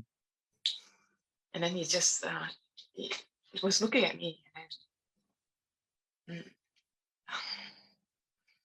So it's very consoling that when Ajahn say the four elements just change, just taking to different form. So these birds, because I saw a lama, a Rinpoche, and then I mentioned that I dreamt of my father the recent past, and then he just mentioned, maybe your father is back in samsara. He just mentioned like that. So when he's back in samsara, it can be animal form or different form. So when I saw that, but it was my father's death anniversary. So, and then I just felt there was link. So listening to this Dhamma is quite consoling to know that the 4 elements changes. When I listen to Aparajit, I do feel, yes, ups and downs. So thank you. I'm happy to listen. Our problem is we look at the 4 elements as being people. We Yes. look at the water as being people. We're looking at the earth as being people. Yes. When they're just elements, they're just people. They're just forming body. But there's no people in that body. No you, me, or anybody in that body. They are just 4 elements. 32 parts. If you break down the 32 parts, you won't find yourself in the body, right? Can you find yourself in the body? If you separate all the parts of the body out, each part, and ask yourself, am I the hair? Am I the skin? Am I the teeth? Am I the skeleton? Am I the lung? Am I whatever? And the answer will say, no, there's no you in this body. It's your deception, it's your delusion that creates this concept of self in the body. Simply because you take possession of this body, simply because you can control and tell the body what to do, and you automatically assume that this body is you.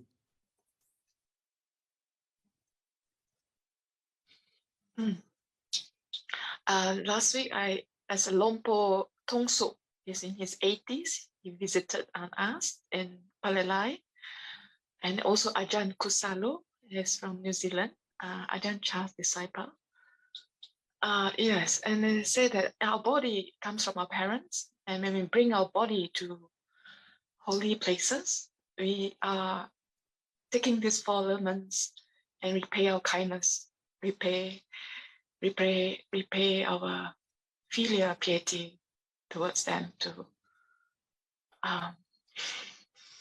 So I feel that this brings a motivation to like go for a retreat, like, and taking to treasure this body, to do good deeds. Okay. So, yes. So like sometimes life, like we can't have things how we like them to be, but when we bring our body to do good deeds, like Lompo Tongso give a Dhamma talk, we're actually taking our father's and mother's body, the elements, we get this gift from the parents, and when we do dana and all the good deeds, we are repaying the parents. So I feel that this will be helpful as a motivation to practice, hopefully. Not really. I think this is not the right way. The right way to look at paying back your debt to your parents. The way to pay back your debt is to look after them, take care of them. They took care of you before, and now it's your turn to take care of them. This is the way to pay your debt, to show your gratefulness. Not to go practice Dhamma and say, I'm doing this for my parents. You're not doing it for them. You're doing it for yourself.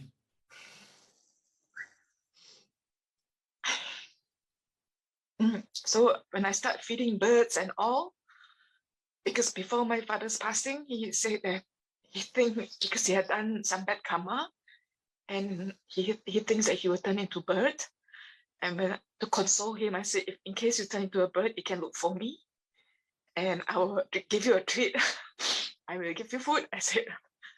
So I know that it's past. We keep moving, Ajahn. There are a lot of links. So every living beings that we meet, I try to feed them or do good and be kind. If I can help, I help. If we can't help, like Aparaji said, certain condition that we can't do anything, but to practice. So Ajahn, I heed your advice. The very first time when you advised me, we keep a precept for ourselves. I'm still learning. I'm still learning on that. How much the balance, like how much to be independent and how much to be interdependent. I'm still finding that balance. Okay. keep on practicing. Eventually, you'll find the right balance. Okay. Thank you, Dhamma. All right. Dr. Sri and Chep from Vancouver, Toronto, Canada. Greetings, Canada. Hello. A lot of people waiting today. I saw Rose, a long time friend, Rose. Already. And I'd like to give time to if it's okay. Okay. So you want to give up your I'm to Rose, maybe, or other people too. I okay. think. Next to you will be okay. We'll go to John now. Hi, John. Where are you from? This is your first time here? Hello, Dhanajan. No, I've been here a couple of years ago, but I've been practicing letting go of a lot of things. But I listen a lot. Thank you for all your teaching and all the Dhamma students for all of their experiences. I listen to something, I get frustrated. I'll go away and then slowly find out that frustration is linked to an attachment. And then once I work on the attachment, I start letting go. I find that the attachment is linked to, I think that it's a leaf. The leaf turns into a tree. The tree turns into a forest. And it takes a long time to chop down the forest. So firstly, I'd like to say Happy New Year to you, Dhanajan, and I apologize for my unwholesome mind action, unwholesome verbal action, unwholesome body action in this life and every life. I apologize for all of that. Yes. Okay, the proper way is to not repeat the same mistake again. Yes. I'm trying. I have a argumentative mind. It likes to. It'll argue with a rock. When you apologize, when you accept that you did something wrong. Yes. And then you want to correct that. You don't want to repeat the same mistake again. Yes. That's the purpose for apologizing. Correct. Understanding that, yes, I have done things wrong. I do think wrong. I do speak wrong. I do act wrong. And I will not repeat it again. I will not repeat it again. Thank you, Dhanajan. Okay. I have a question for you. In the last week and 2 weeks, in your talks, both here and in live at the temple, you've expressed about you need to become an Arahant first, and then you can understand and be able to use the spiritual powers, which I 100% agree with. But there's a bit of a conflict for me to understand. If you become a Sotapanna and up 7 lives, you become an Arahant. Did Lord Mahabua ever discuss the Utapum line? Because I just wanted to understand, for someone that's in that line, can you become an Arahant and continue, or is it better not to become a Sotapanna? Oh no, you should become a Sotapanna, because then you're guaranteed that you'll get to Nibbana quickly. But that's not the Puttapum line. See, Puttapum line means you can wait for another 10,000 lives or 10 million lives before you become enlightened. So that's a long way to go. And you take that option only because when there is no teaching of the Buddha around to guide you. Or if you're just a stubborn boy and you want to become a Buddha. Yeah, that's up to you. But if you have someone to lead you the way, why try the way yourself when you're blind? When you're blind and you have somebody who have good eyesight to take you, to show you the way. If you want to go by yourself, it's up to you. If you follow someone who has had good eyesight, then you can get to where you want very quickly. That's why a lot of people who have this stubbornness of wanting to become the Buddha eventually give up. I think Ajahn was one of them. I think he also have this stubbornness. Yes. But he eventually realized that it's stupid. So he stopped his desire to become a Buddha and then practiced more to become an Arahant instead. Yes, that is correct. Follow the Noble Eightfold Path. Yes, I have assumed that by understanding from reading the books of Lanta Mahabua. But then again, because of his stubbornness and doing all the things he'd done in previous lives, we had his teaching and Lanta Mahabua's teaching and your teaching. If he didn't do that, then there wouldn't have been this line of arahants. So, you know, there are purposes, there are positives to certain things, and if you're stubborn and silly enough and crazy enough to do certain things, like doctors, we have doctors here, they went and studied for 7 years, and how much heartache to help people. They could have gone to Lanta Mahabua and become arahants in the 7 years or 10 years or 15 years, but for some reason they decided that path. So there was no real teaching about there's no real teaching about if someone's on that path, you should not, or you should, or how does it work? It's a personal choice, and that person will have to be the one to decide which path he wants to take when we have a choice to make. Okay, but there's no sotapanna. If you do this, then and once you're sotapanna, you're guaranteed to become an arahant within this lifetime. But if something should happen to you before you became an arahant, maybe you have an accident and you die, then you still have 7 more lives to come back and finish your job. So that makes sense why there's so many people in the suttas that they're either drunks or gamblers or they do something, but yet once they speak to the Buddha, they become arahants because that's right. They're choosing not to be sotapannas. They're choosing not to be sotapannas. Okay, all right, that makes sense. Okay. Thank you. One more question about lust. If you're not a sotapanna, but can you get rid of lust altogether, or you have to go through sotapanna all the way up to anagami to be able to get rid of lust? Yes, because you need to be able to see the body all time as being asubha, not attractive. And in order to have this, you have to have strong mindfulness and continuous wisdom. So usually it requires much more effort than becoming a sotapanna. A sotapanna can get rid of the fear of death and fear of sickness, but he still cannot get rid of of lust. He needs stronger mindfulness and more contemplation on asubha, on the asubha nature of the body, before he will be able to stop lust entirely, completely. Yes. Lust can be suppressed. It's been suppressed. That's not the problem. But as anger goes, happiness comes up, and as happiness comes up, you see things differently, and there's more metta, and there's lust still there. So yes, the lust will only go away when you see asubha, when you see the unpleasant parts of the body. Yeah. Okay.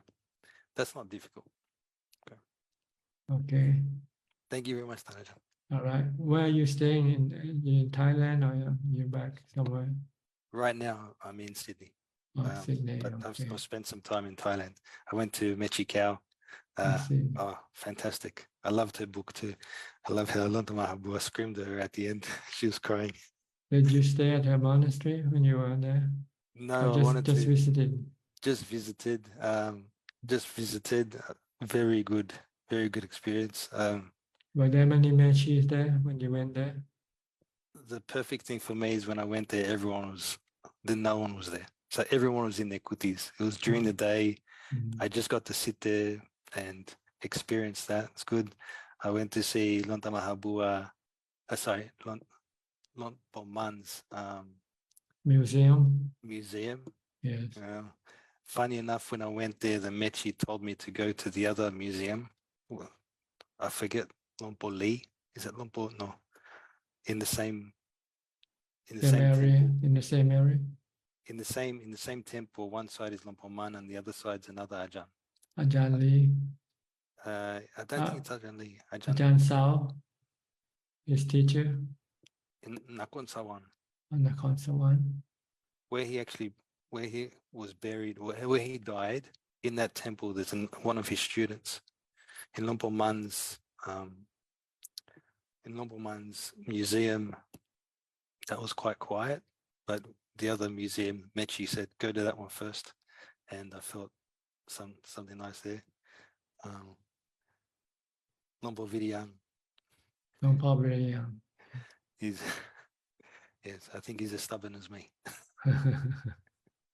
Yeah, but anyway, thank you very much, Ajahn. Okay. Thank you for expressing that, Yeah, and thank you for all your students. Thank you for all your teachings over the time. Okay, thank you for coming in. Come back again. Yes, bye bye. Okay. Next, we'll go to Stephanie. Where are you from, Stephanie?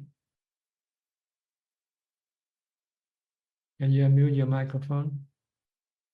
Can you hear me? Stephanie, you seem to freeze the screen. You're not moving. Okay, now you can talk now. Sorry, hi. Slow internet. The coast of Oregon, Depot Bay. Yes. Last week you were in here. Yes. How do I address you respectfully? Oh, and say Ajahn Suchart is good enough. Just say Ajahn Suchart. Okay. I just wanna just give my respect and say thank you. Okay. Hope you enjoy our conversation. Love it. Yes. Okay, good. I'll go to Rose now. Rose from Florida and her husband. I'm sorry, I can't remember your name.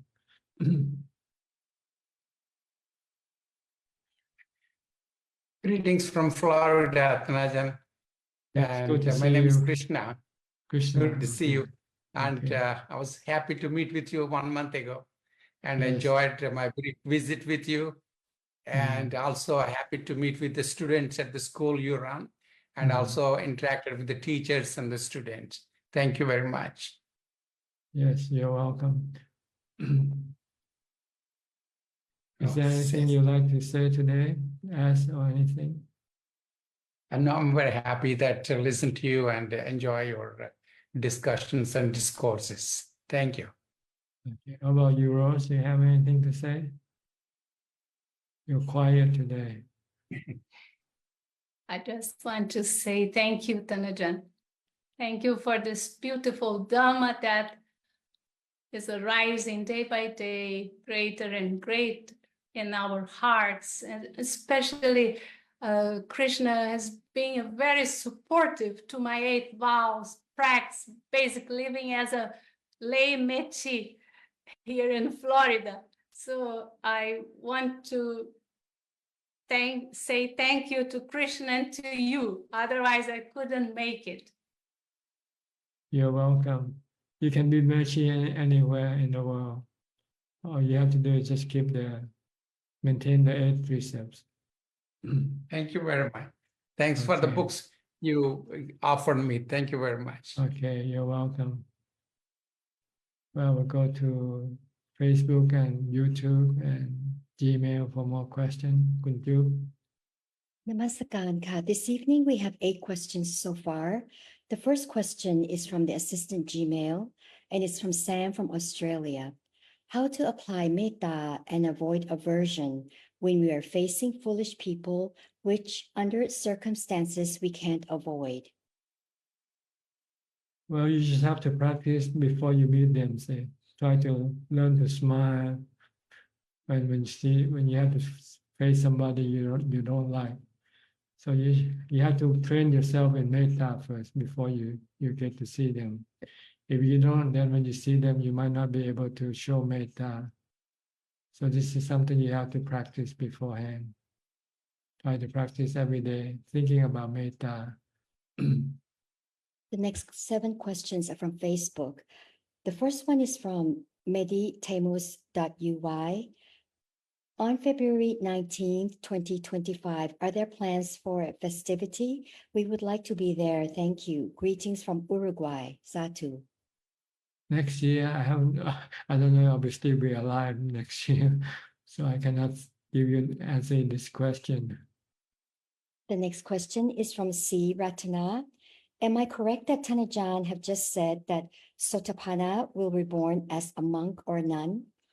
No, I didn't say that. I mean, if you enter into jhana, then it's likely that you were a monk or a nun. So in your next life, when you return, you probably become a monk or a nun. I didn't say Sotapanna. Yeah. The next question is from Meta Vandana. Ajahn, how come Ankuliman became an arahant in his present life if he still had a lot of bad karma by killing people? Does it mean you can erase any bad karma by practicing meditation and cultivating compassion in the present life? No, you could not erase your past karma, but you can prevent your past karma from taking place, the consequence of your past karma from taking place, because you will enter into Nibbana before your past karma can come after you, see, if you become an arahant. And the reason why he became an arahant, because he has somebody like the Buddha to tell him that what he did was wrong and he should do the other thing. Instead of killing people, the Buddha said you should kill your defilement instead. So he turned back, changed the object of his killing from people to his defilement. So when he got rid of all the defilement, he became an arahant. So when he died, he would not be reborn again. So all his past karma, bad karma, will not be able to affect or hurt him anymore. The next question is from Vero Linda. Ajahn, how do we know if we have achieved the Sotapanna level? Well, it means that you're not afraid of sickness or death. If you go to the hospital and the doctor say you got terminal cancer, and they say, so what? The last three questions are from Pauline Soon. Can Ajahn say the factors or the reasons why meditation practice cannot progress? Because you don't do it. If you keep doing it, you'll progress. If you just keep talking about it, you'll never progress in your meditation. You have to do it. And how to motivate ourselves to practice more meditation? Stay with people who practice meditation. And the last question is, do our existence paramita help us in practice meditation? Yes, because if you used to practice meditation in your past life, then you'll find it easy to do it in this lifetime. That is all, Ka. Okay.